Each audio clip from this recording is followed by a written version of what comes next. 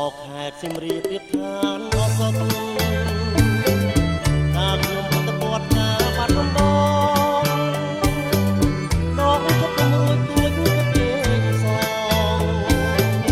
តែបាត់ដំបងបងស្ម័គ្រចំបា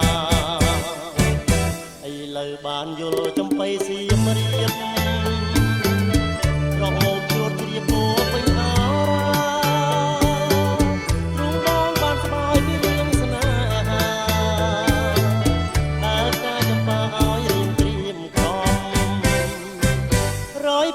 នឹករយសានកំតឹងពុំឃើញដំណឹងដែររៀនផ្ដាប់តាមអនឡងផុតទៅជាខែឆ្នាំថាឲ្យព្រមចាំដូចទៅពេលនេះចំបៃសៀមរាបបងអើយមានតែអ្នកឲ្យព្រះលោកកំរើជួយផងព្រមឲ្យបងបានរួមនៅទៅនឹងចំបៃ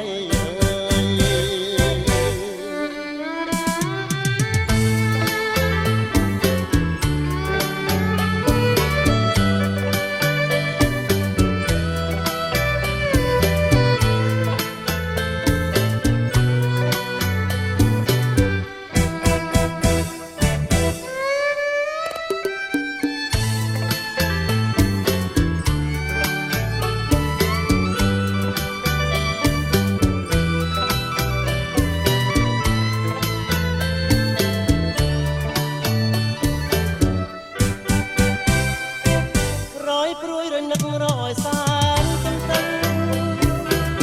ពុំឃើញដំណឹងដែររៀនផ្ដាប់តាមអនឡងផុតទៅជាខែឆ្នាំថាឲ្យព្រមចាំ